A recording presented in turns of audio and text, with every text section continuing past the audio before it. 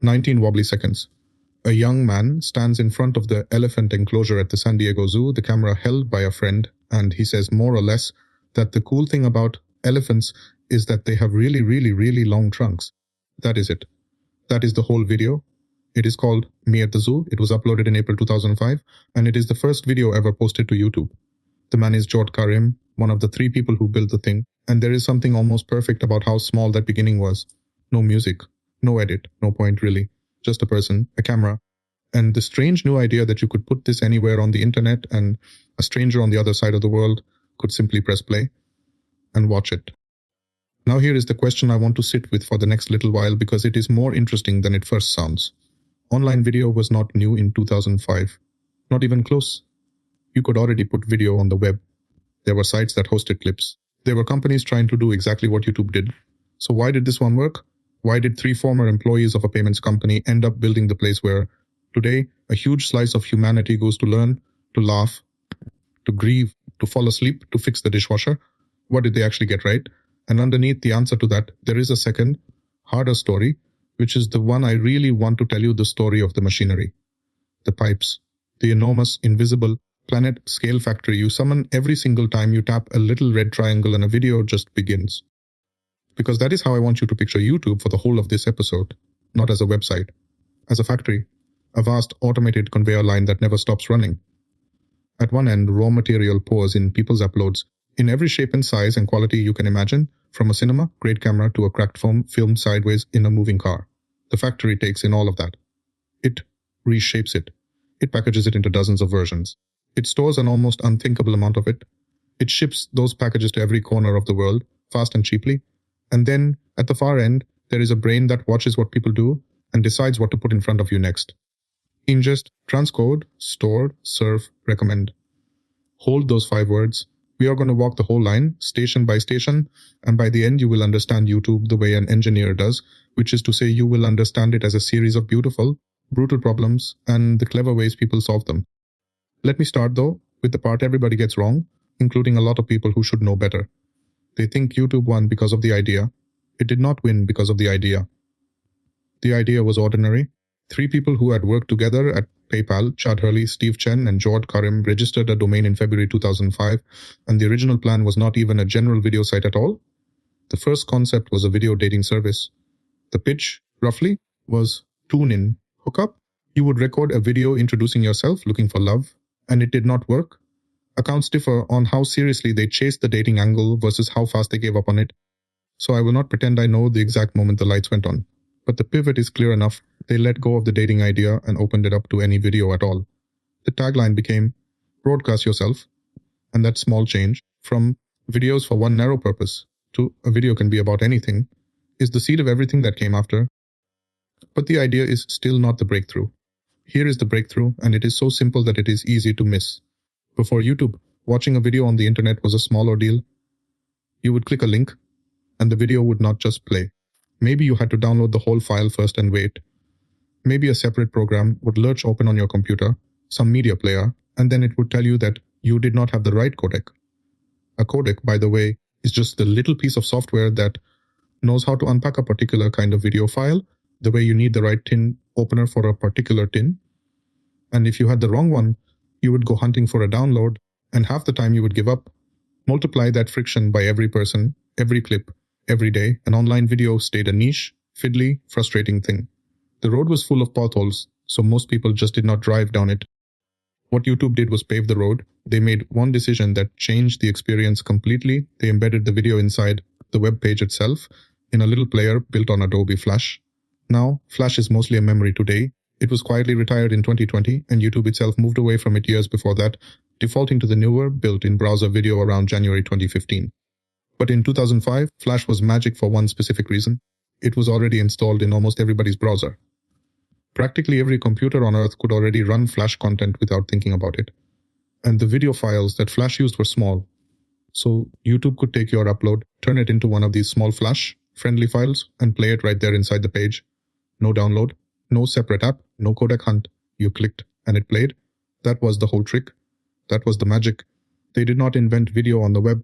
They removed the friction from video on the web, and friction, it turns out, was the entire thing standing in the way. And there is a second half to that same insight, which is the upload and the embed. They made it absurdly easy to put a video up, no technical knowledge required, and then they did something genuinely clever. They let you take a little snippet of code and paste your video into someone else's website. This was the age of blogs and MySpace pages, and suddenly every one of those pages could carry a YouTube video inside it. So YouTube was not just a destination you visited. It was a thing that spread, sticking itself onto thousands of other corners of the web, each one a little doorway leading back home. The friction was gone on the way in and on the way out. That is the real founding story. Not a brilliant idea, a brilliantly smooth experience. So the thing catches. The beta opens around the middle of 2005, and pretty quickly it is pulling something like 30,000 visitors a day. The official public launch comes in December of that year, and by then it is serving more than 2 million video views a day. I want you to feel that number for a second. 2 million plays a day. And then it keeps climbing, and within roughly a year it is on the order of 100 million video views a day.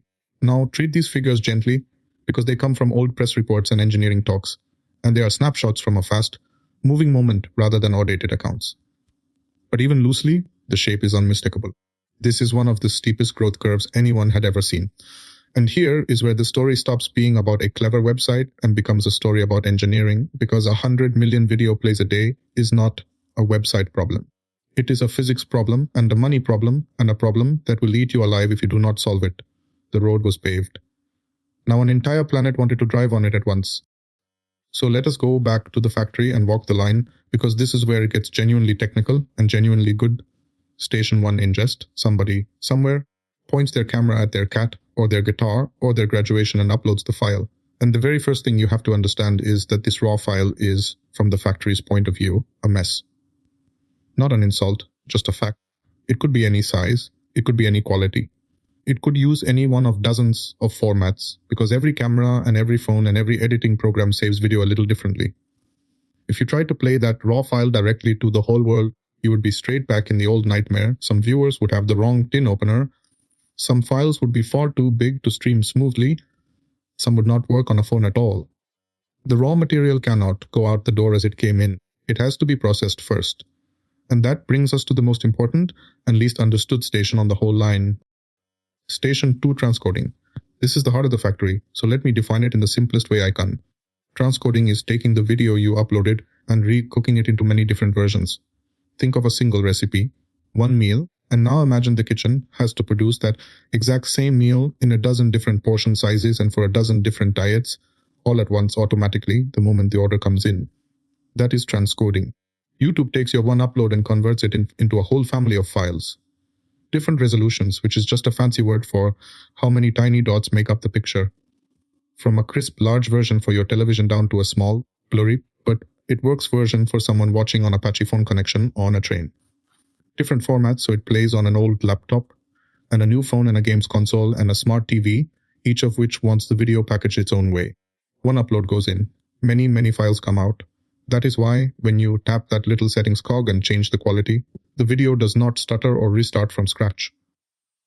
The factory already cooked all those versions and stacked them on the shelf, waiting. You are just reaching for a different portion size. And how does the factory actually do this recooking? With a piece of software that, if you have ever touched video editing, you may have heard of FFmpeg. It is a famous, free, open source tool, a kind of Swiss Army knife for chewing video from one format into another. Now I have to be careful and honest here, because this is one of those things that is strongly evidenced, but never officially confirmed. Google has never come out and said, yeah, we use FFmpeg inside YouTube. But a researcher once found a very specific telltale fingerprint, a particular bug, a tiny known glitch from a specific decoder inside FFmpeg, showed up in YouTube's output. That is a bit like finding a baker's distinctive thumbprint on a loaf you were told came from somewhere else. It does not amount to a signed confession, so I will not state it as gospel. But the evidence that this open source tool, or something very close to it, is doing the heavy lifting inside the transcoding station is about as strong as evidence gets without an official word. So now picture the scale of just this one station. Every minute, an enormous quantity of new video is uploaded. Every single second of it has to be re-cooked into that whole family of versions automatically, with no human watching, fast enough that you can upload a clip and share it almost immediately. The transcoding station, by itself, is one of the largest video processing operations in the history of the world, running constantly, never sleeping. And we are only at station 2. Now, here is a small open loop I want to leave hanging, because it is the thing that quietly nearly broke them. You would assume the hard part of storage is the video files, the big fat, gigabyte, hungry video files. And those are hard. But the thing that caused real pain was much smaller than that, and we will come back to it. Hold that thought. Station 3 is storage. Once you have transcoded one upload into a dozen versions, you have to put all of that somewhere, and it has to stay there, and it has to be ready to hand the instant anyone asks for it. Multiply a dozen files by every video ever uploaded, and you arrive at an amount of data that the human mind simply cannot hold. There is no warehouse big enough. So the storage is spread across a vast number of machines, and the popular videos, the ones everybody wants at once, cannot live on just one machine, because that one machine would be swamped the moment a clip went viral. So the busy videos get copied across many machines so that thousands of people can be served the same clip at the same time without any single machine falling over. That is the principle: you spread the load and keep extra copies of the things people want most close to hand. And now we get to that small thing I told you to hold. The thumbnails, the little still pictures that represent each video. You would never guess these were a crisis, but they were one of the genuinely hard problems, and the reason is delightful once you see it. A thumbnail is tiny, a few kilobytes, nothing. But there are a handful of them for every single video, and there are an astronomical number of videos, so you end up with an absolutely staggering number of these tiny files. And here is the counterintuitive truth that bites every large system. Eventually, a colossal number of tiny files is, in many ways, harder to handle than a small number of huge files. It is the difference between moving one grand piano up the stairs and moving 10 million marbles up the stairs one at a time. The piano is heavy, but it is one trip. The marbles will destroy you, not because anyone is heavy, but because there are so many of them, each needing its own little bit of bookkeeping, its own moment of attention. The system spends all its time just keeping track. YouTube hit this wall hard, and the way they eventually got past it was to move the thumbnails onto one of Google's industrial strength storage systems, a thing called Bigtable, built precisely for handling unimaginable numbers of small records. But notice the lesson, because it is one of the deepest in all of engineering. The part that hurts is almost never the part you expected. Now, Station 4, serving. You have cooked the video, you have stored it. A person in Sydney or Sao Paulo or Lagos or a small town you have never heard of presses play. How do the bytes actually get to them fast without buffering and without bankrupting the company? Because this is the part where the money lives and where YouTube's independent life quietly ran out of road. Let me explain the cost first, because it is the hidden engine behind the whole next chapter of the story. Every time a video plays, data has to travel from a YouTube machine across the internet to the viewer. That travel costs money. It is called bandwidth, and you can think of it like water through pipes, where YouTube pays for every drop that flows. 100 million plays a day, mostly of video, which is the heaviest kind of data there is, means an ocean of water flowing out of those pipes every single hour, and a bill arriving for all of it. YouTube was a tiny company. It made almost no money. And it was pouring this ocean out into the world for free, growing more popular by the day, which meant the bill grew bigger by the day. Popularity was not a triumph. Popularity was a meter spinning faster and faster, and behind it, the terrifying question, how long can we possibly pay for this? The first technical answer is something called the content delivery network, and it is genuinely elegant, so let me make it concrete. Imagine a popular book. If there were only one copy, in one library, in one city, then every reader on earth would have to travel to that city to read it, and the journey would be long and the queue impossible. So instead you print copies and put one in every local library, so each reader just walks down the road to their nearest branch. A content delivery network does exactly this for video. Instead of every viewer in the world reaching all the way back to one distant set of machines, copies of the popular videos are pushed out to local outposts, scattered across the planet, often tucked right inside the buildings of the internet providers that connect you to the web in the first place. So when you press play, the video very often comes from a machine that is, in internet terms, just around the corner from you. That is why it starts fast. That is why it does not stutter. The book was already waiting at your local branch. This is the serving station, and it is what makes a global video site feel instant, instead of feeling like you are waiting for something to cross an ocean. But building and running your own global network of local outposts is monstrously expensive, and we are right back at the money problem.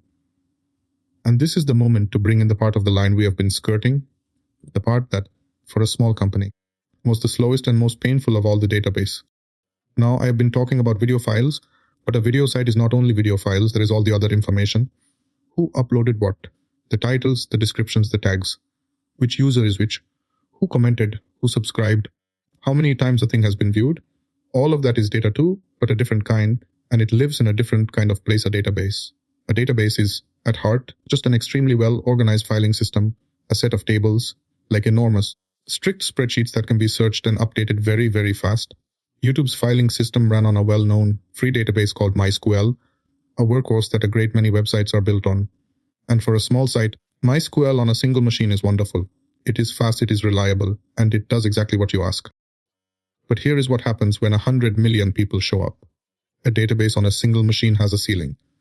There is only so much one machine can do, only so many questions per second it can answer before it starts to choke. So the first thing you do is you make copies. You keep one main machine where all the changes are written down, the master copy of the books, and then you make several read-only copies. And you send all the people who just want to look something up to those copies to spread the reading load. That buys you room.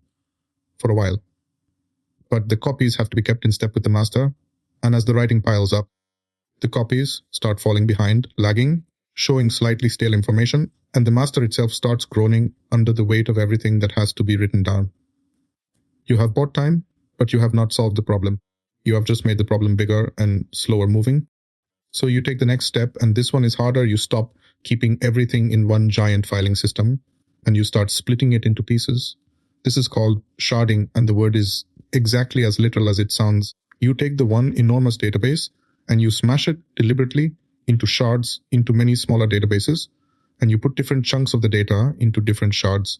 Maybe these users live over here, those users live over there. Now no single machine has to hold all of it, and no single machine has to answer all the questions. When YouTube did this, the gains were real enough that they reportedly cut the hardware they needed by something like a third, and the lag on the copies eased. Sharding works. But, and here is the catch that anyone who has done it will tell you with a haunted look in their eye, sharding is a nightmare to live with. Because now your application, the actual code that runs the website, has to know where everything is. Every time it needs a piece of data, it has to work out which shard that data is on, and reach into the right one. And what happens when a question needs data from several shards at once? And what happens when one shard gets too full and you have to split it again and move data around while the site is live and millions of people are watching? All of that knowledge, all of that fiddly, error-prone bookkeeping about where things live gets tangled up inside the application code until the people writing features for the website are spending half their lives wrestling with the plumbing instead. The factory floor is jammed with workers trying to remember which of 1,000 storerooms holds which part. And this is where YouTube did something that outlived YouTube itself. They built a new layer to handle all of that misery for them, and they called it Vitess. The idea behind Vitess is beautiful in its simplicity. Instead of making the application remember where every shard is, you put a smart middleman in between. The application just asks its question in plain terms, as if it was still talking to one single, simple database, and the middleman, Vitess, takes care of working out which shard or shards to go to, fetching the answer, splitting and moving data around behind the scenes, all of it invisible. The plumbing knowledge gets lifted out of the application and hidden inside this one clever layer. The feature developers go back to building features. The factory gets a central dispatcher who knows where everything is, so none of the other workers has to. Vitess started inside YouTube around 2010 and was running the real site from about 2011, and over the years it grew to manage a genuinely vast fleet of database machines. And then something lovely happened. The kind of thing that makes the engineering world go round. YouTube gave it away. They open-sourced Vitess, made the code free for anyone, and eventually handed its stewardship to a neutral foundation in 2018, where it reached the highest tier of maturity the following year. And today Vitess is not a YouTube secret. It runs underneath some of the biggest names on the internet, companies like GitHub and Slack and Square and Etsy, all of them quietly standing on a tool that was born out of one little video site's desperate fight to keep its filing cabinet from collapsing. That is one of the quiet glories of this whole field. The hardest problems, solved once, in pain, become gifts that everyone gets to use forever. So now zoom back out and look at where the company is. It is enormously, frighteningly popular. The factory line works, ingest and transcode and stored and serve in the database, all of it more or less holding together through sheer cleverness and very little sleep. The team, by the way, was tiny. There is a much quoted snapshot from an engineering talk in the years just after the launch that lists something like 2 systems administrators, 2 scalability architects, 2 feature developers, 2 network engineers, and a single database administrator. Treat that as a photograph from one specific moment rather than a complete census, but the spirit of it is true a handful of people were holding up one of the most watched things on the planet. And the bandwidth bill, that ocean of water pouring out of the pipes, was rising and rising and rising, and there was no obvious path to ever paying for it on their own. Honest understanding means saying the unglamorous part out loud. YouTube did not get acquired purely because it was brilliant. It got acquired in large part because running it was ferociously expensive, and one of the very few companies on Earth that already had the planet scale plumbing to run it cheaply. And the money to keep doing so came knocking. In October 2006, Google announced it was buying YouTube. The deal was all in stock, valued at around $1.5 to $1.75 billion, usually quoted as about $1.65 billion, and it closed about a month later, in November. And here is the detail that still makes people blink. The company was roughly 18 to 21 months old, less than 2 years from a registered domain and a failed dating idea to one of the largest acquisitions in technology. Jod Karim, the man in front of the elephants, had actually already stepped back by then, off to graduate study, more an advisor than a daily presence during the big scaling years. It was Hurley as chief executive and Chen as chief technical officer who ran the company through the storm. But the elephant video remained and remains sitting there at the very start of everything, the tiny seed under the enormous tree. And now the factory gets a new set of foundations, which is the next big technical turn in the story, and I want to be careful and fair about it, because this is an area where the internet is full of confident claims that go further than the evidence does. After the acquisition, YouTube was gradually moved off its own scrappy, heroic infrastructure and onto Google's. And Google, by this point, had spent years building some of the most advanced large-scale computing systems in the world, the very machinery that made Google search feel instant for everyone, everywhere. So instead of a tiny team forever firefighting their own pipes, YouTube got to ride on top of industrial, strength foundations systems for automatically managing tens of thousands of machines as if they were one, storage systems built for planet-scale data, and above all, Google's enormous global delivery network. Those local outposts I described already wedged into internet providers all over the world. The bandwidth problem that had been a slow-motion catastrophe became, if not trivial, then at least somebody else's solved specialty. Now you will find blog posts that name every internal Google system supposedly powering each corner of YouTube, and quote precise numbers of edge locations, and so on. I am going to decline to recite those as hard fact, because most of them are stitched together from Google's general engineering writing, rather than from anything YouTube has actually confirmed about its own internals. So let me say only what is fair to say. YouTube runs on Google's internal, industrial strength infrastructure. That is the true and important sentence. The specific brand names and exact counts you will hear quoted, treat those as educated inference, not as confirmed blueprint. What matters for our story is the shape of the thing a small company that had been holding up the sky with its bare hands got to set that weight down onto a structure built to carry it. And once that weight was carried, the company could stop merely surviving and start doing the thing that would define its next decade and shape an enormous part of modern culture. It could start thinking hard about the brain at the end of the line, which brings us to Station 5, recommendation, the part of the factory that does not just hand you what you ask for, but decides what to offer you next. And this is where the story stops being purely about pipes and storage and starts being about something much more delicate, because this is the part that reaches into your attention and, over time, helps shape what hundreds of millions of people see, believe, and spend their hours on. So let us walk it carefully and honestly. In the early days, recommendation was simple, almost charmingly so. The main signal was something you can grasp in a sentence that people who watched this also watched that. If lots of viewers who saw one clip went on to watch another, the system learned to suggest the second when you finished the first. It is the video equivalent of a shopkeeper noticing that people who buy bread often buy butter, and so putting the butter nearby. Layer in how many times something had been viewed and how often people clicked on it, and you had a basic engine. It worked well enough. But it had a flaw hiding inside it, and the flaw is one of the most important lessons of the modern internet. So let me draw it out slowly. The early engine leaned heavily on the click. What gets clicked must be what people want, the thinking goes, so show more of what gets clicked. But think about what actually earns a click. A click happens before you have watched anything. A click is a response to a promise, the title, the little picture, the breathless words. And it turns out you can get a great many clicks by making a promise you do not keep. The shocking title over the boring video. The picture that hints at something the clip never delivers. We have a word for this now, clickbait, and an engine that optimizes for clicks is, without meaning to, an engine that rewards lying. It learns to put the loudest promise in front of you, watches you click, counts that as success, and never checks whether you felt cheated 30 seconds later. The factory's brain was measuring the wrong thing. It was counting how many people opened the box, not whether anyone was happy with what was inside. So, around 2012, YouTube made a deliberate, deep change to the brain, and you can frame it in one phrase: they shifted from optimizing for clicks to optimizing for watch time. The sources blur the exact dates a little. A change to search ranking in the early part of that year, a broader shift reported later in the year, so let me just say, around 2012, and not pretend to a precision the record does not support. But the direction is clear and it is profound. Instead of asking, did you click? The system started asking, did you actually stay and watch, and for how long? And that is a much harder thing to fake. A misleading title can win a click, but it cannot win an hour of your attention. You will leave the moment you realize you have been had. By rewarding watch time, YouTube was, in effect, telling the whole world of creators stop tricking people into starting and start making things people genuinely want to keep watching. On its own terms, it worked. The quality of what the engine surfaced by its own measure went up.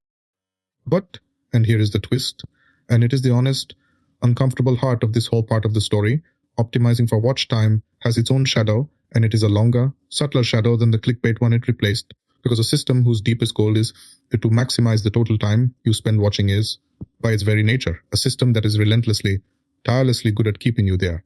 It is not malicious. There is no villain in a backroom twirling a mustache. It is just a very powerful optimizer pointed at a single target: more watching. And a thing pointed at more watching will, over millions of people and billions of attempts, gradually learn whatever keeps people watching, including the things about human psychology that perhaps we would rather it did not learn. The tendency to keep us in a comfortable loop of more of the same.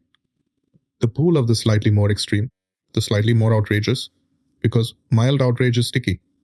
The way one video can lead to another until an evening is simply gone. None of this was anyone's intention. It is the side effect of getting exactly what you measured for. And that is the deeper lesson, the one that goes far beyond YouTube. When you build a machine to maximize a single number, it will maximize that number faithfully, including in all the ways you did not foresee and might not have chosen. Be very, very careful what you tell the factory to want. And the brain kept getting more sophisticated. By around 2016, YouTube's engineers published a description of a recommendation system built on what are called deep neural networks. Now that phrase sounds intimidating, so let me hand you a plain picture of it. A neural network is a kind of pattern learning system, loosely, very loosely inspired by how brains are wired, that you do not program with explicit rules. Instead, you show gigantic amounts of examples, what people watched, what they watched next, what they ignored, and it gradually tunes itself to spot patterns far too subtle and tangled for any human to write down by hand. YouTube's system worked, broadly, in 2 stages, and the 2-stage shape is genuinely clever. First, out of the billions of possible videos, a first net rapidly narrows the field to a few hundred plausible candidates for you. A fast, rough sift, like a librarian who, knowing you a little, pulls a small armful of books off the shelves. Then a second, more careful net ranks just those few hundred, deciding the order, and the thing it is trained to predict. The target it reaches for is once again expected watch time. The same goal, now pursued with extraordinary subtlety. The brain at the end of the line had become one of the most advanced recommendation engines ever built, and it was still, at its core, asking the same deceptively simple question: what will keep you here? I have walked you the whole line now. Ingest, transcode, store, serve, recommend, but there is one more system I owe you, because a factory that lets anyone pour raw material in is going to have a problem the moment some of that material belongs to someone else. And it did. People uploaded music they did not own, television they did not make films, straight off the disk. And the people who did own those things were, understandably, furious. The biggest storm broke in March 2007 when the media giant Viacom sued Google and YouTube for over $1 billion, claiming massive copyright infringement. And this case is genuinely worth understanding because it is easy to get the ending wrong, and a lot of people do. The legal fight turned on a principle written into law for exactly this kind of situation, often called safe harbor. The idea is that a platform is not automatically guilty just because a user posts something infringing, as long as the platform takes it down when it is properly told. A judge first sided with YouTube on those grounds in 2010. Then an appeals court sent the case back in 2012, wanting a closer look at how much YouTube specifically knew about specific infringing clips. And then in March 2014, after 7 years, the two sides simply settled. The terms were never disclosed. And here is the part to get right, because the myth runs the other way. The settlement was reported to involve no money changing hands to Viacom.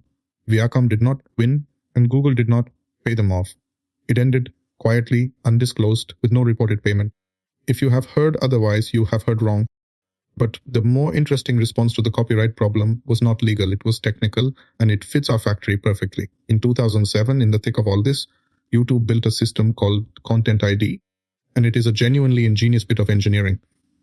The idea is fingerprinting. A rights holder, a record label, a film studio gives YouTube a copy of their work, and YouTube computes a kind of digital fingerprint of it, a compact mathematical signature of what that sound and that image actually are. Then every single upload that pours into the factory gets fingerprinted too and checked against the whole library of known fingerprints automatically at a scale no army of human reviewers could ever match. And when it finds a match, it does not just delete. It hands the rights holder a choice. They can block the video, or they can quietly track it, just watching where their content travels. Or, and this is the clever, money-making twist, they can choose to leave it up and take the advertising revenue from it. Someone uses a famous song in their holiday montage, and instead of a takedown and a fight, the song's owner simply collects the earnings from that video. A copyright collision turned into a payment. The factory grew its own automated customs office, inspecting everything that comes through the gates and, more often than not, turning a conflict into a transaction. So let me pull this all the way back together because I want you to leave holding the whole shape of it. YouTube did not win because 3 people had a brilliant idea. Online video already existed, and the original idea was a dating site that flopped. It won because it removed friction, so that video simply played right there in the page with no downloads and no codec hunts, and because it made putting a video up and spreading it everywhere effortless.